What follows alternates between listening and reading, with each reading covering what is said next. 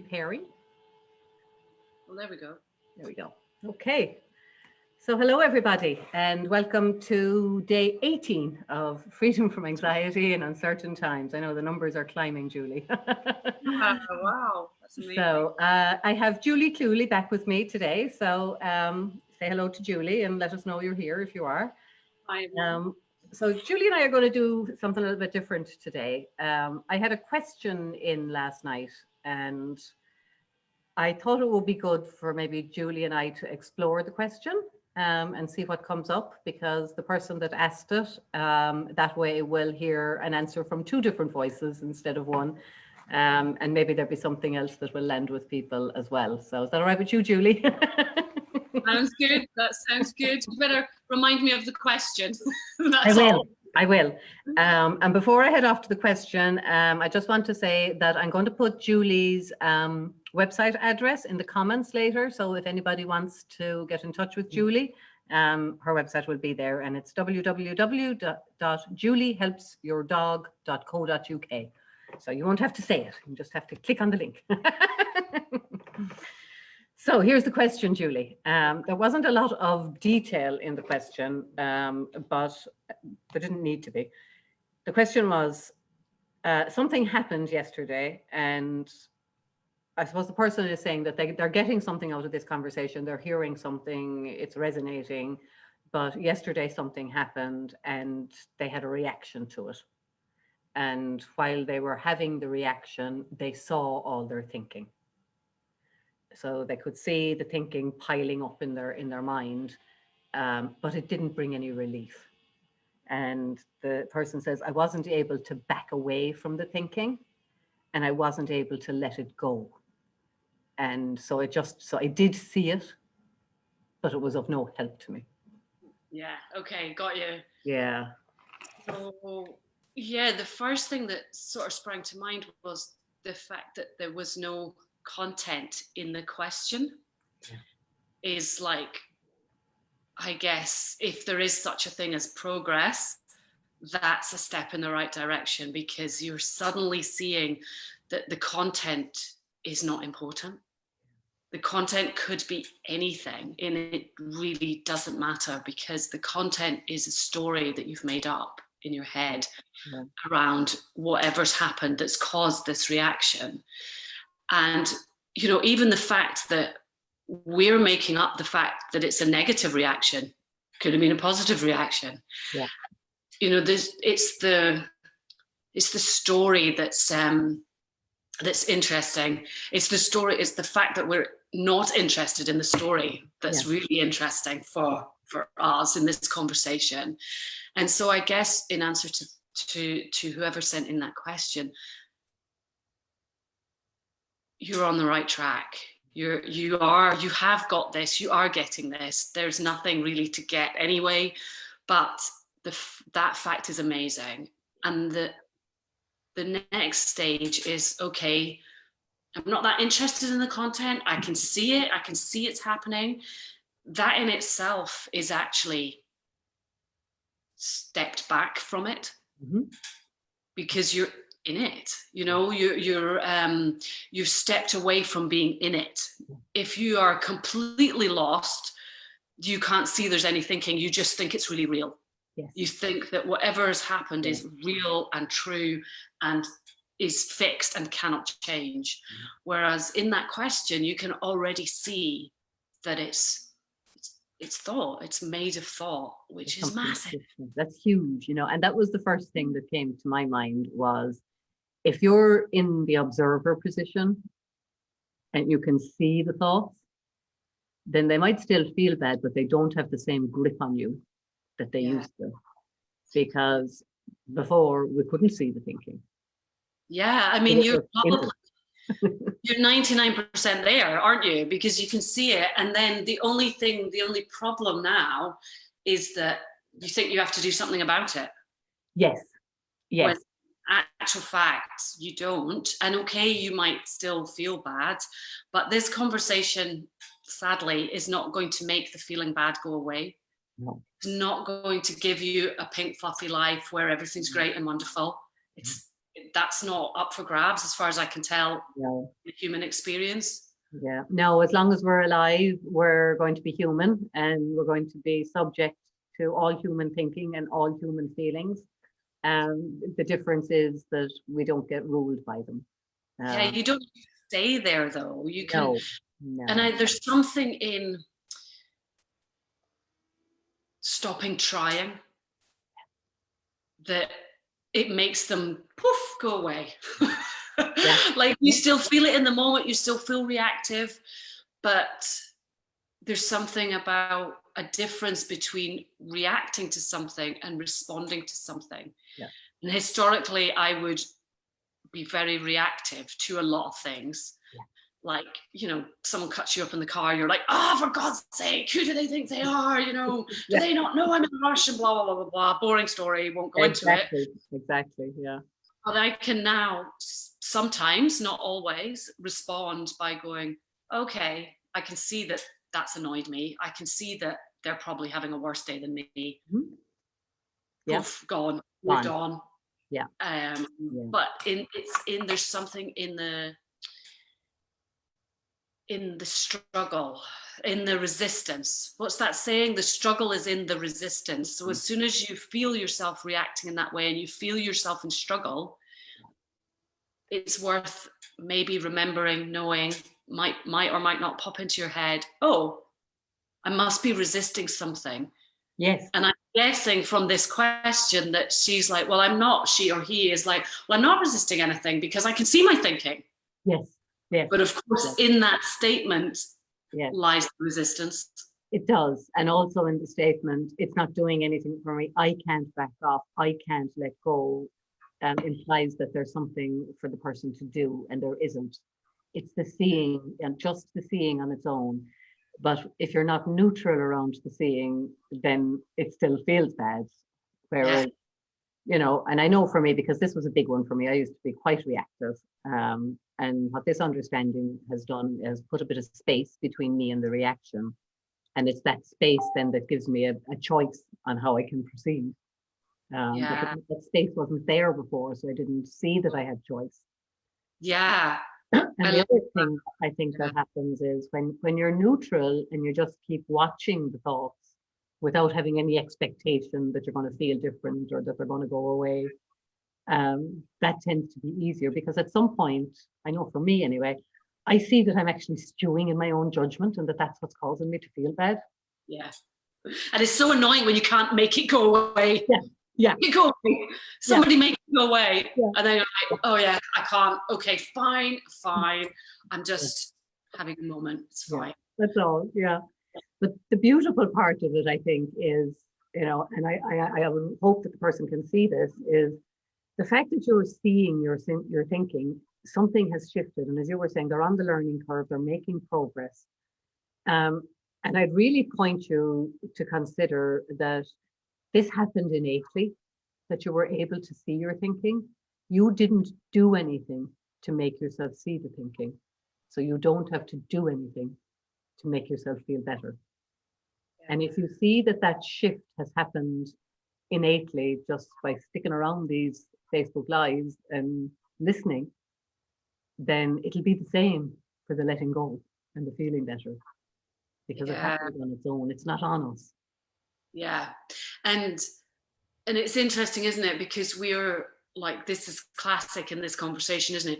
Feel bad, right? I need to go and watch a live. I need to go in the Facebook Alpom thing, whatever it is, you know, go and listen to Michael Neal or Claire Diamond or somebody. I've got to go and do something. And sometimes that might be what you need to do. But if it feels bad and you feel like you're doing it to make a change, like to make something better, then that's when to get maybe a little bit suspicious and just step away, step back, and give yourself that time. And like you just said, Jan, not sure your exact words, but it was like between the thinking and the reaction is the space. And that's the space where we can actually hear our own wisdom. So some days it might be a good idea to go and listen to Claire Diamond or Michael Neal or watch a live or whatever.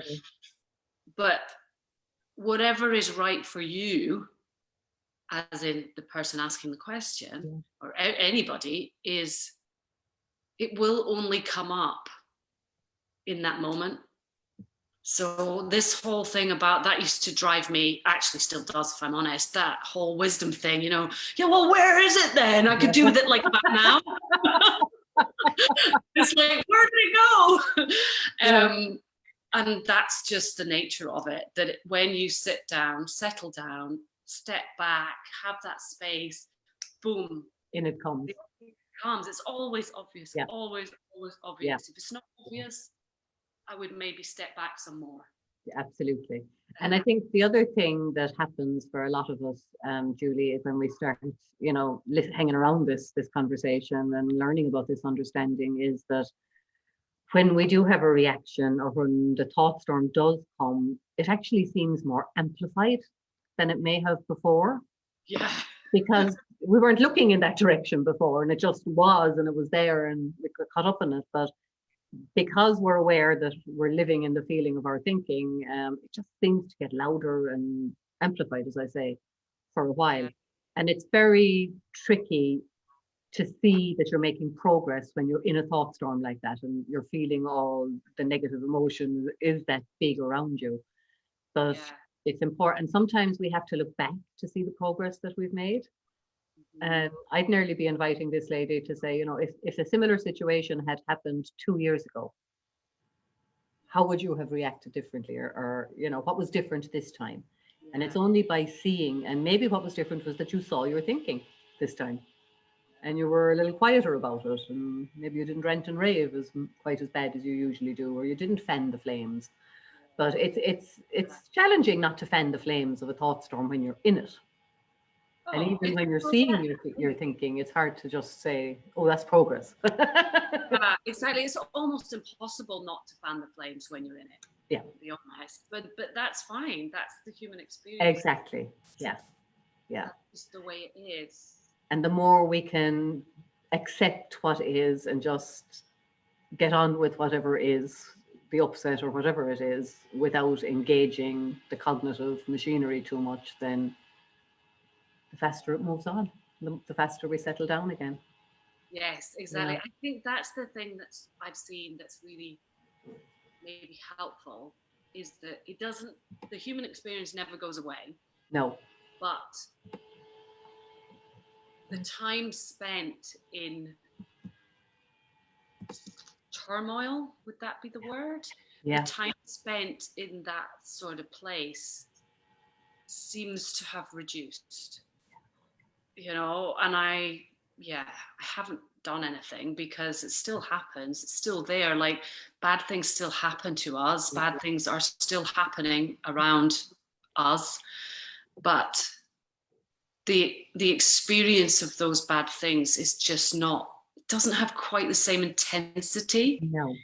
No. That it used to have. There was something that you said there in answering that question, and it keeps coming into my brain and disappearing. It's gone again. Sorry. We'll come back.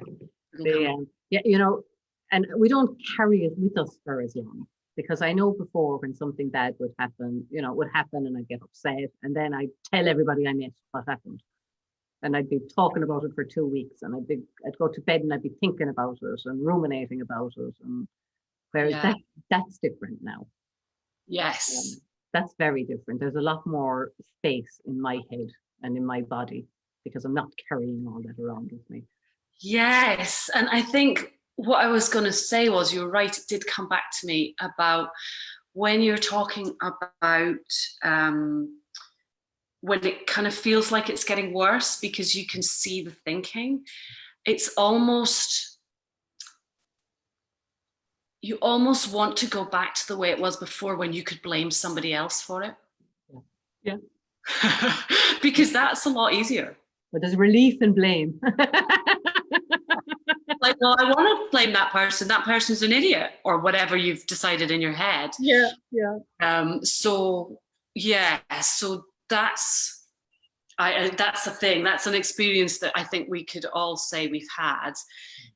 from being in this conversation sort of for a while, but not a long time, No. is that it's still very almost annoying to see I can really see how the thought storm, observing the thought storm can be just as annoying, because actually it would be easier to blame someone else. Yeah. But it's, or the outside situation, or whatever it is. But I guess we do still, in the being able to observe, we do have free will over whether to fuel the fire or not. Yeah. That's the choice that comes with the space. Yes. Like the space needs to be there, I think. Or sometimes it doesn't, but I think for me, certainly, having that space is just a calmer place to be. I think it's easier to hear your wisdom when there's a quiet space within you or in your mind. But when you're busy, blaming and looking out and projecting and expecting and thinking about standards and how things should be and blah, blah, blah, blah, it's not that your wisdom isn't coming through, but there's so much noise in the system, it's hard to hear it. Yeah. And do you not think as well, wisdom, this magical wisdom, intuition, whatever you want to call it, comes through in that space, or when there's absolutely zero time? So when, do you know that way, like if you find yourself in a situation where there really is a tiger at the door type scenario, it's like, boom, it's there and you can hear it clear as day. It kicks in, in an emergency situation, it's there in a second. It seems to just, everything, the thoughts just stop. You know, that point where the thoughts just stop and you go, I know what to do. I just know what to do. And I think everybody, if they think about their own life, will be able to think of a time when that happened. Yeah, exactly. It's normally like something quite traumatic or stressful or surprising, or, you know, it's just, you just. It is, or a decision that has to be made on the spur of the moment, or, you know, whatever it is. Yeah, it's like you just know what to do. You think you won't, you know, like all those ruminations of the day that never happened, and then something actually happens, you're like, oh, totally knew what to do. We figured it out. Yeah. So I think to the listener that asked the question, I would say you're doing a great job. You're making real progress. You're making your way through this learning curve. And this is just one of those unexpected things that happened along the way. You know, but it's all good. It's all fine. And you can accept it all and be with it all. And that's really the trick, is just not fighting it and not trying to do something with it. Because as Julie's just said, the more we try, the more we get caught up in it. So, yeah. So I think that brings us full circle, Julie. Cool. Yeah. So thank you. And I hope that helped our listeners. So do keep the questions coming, guys, and the comments, and let us know what you're hearing. We always love to hear that. And we'll see you tomorrow. I think I have Vicky back with me tomorrow. So more chat. Thank you, Julie. You're and welcome. I'll talk to you soon. Okay. Love See you later. Bye-bye. Bye.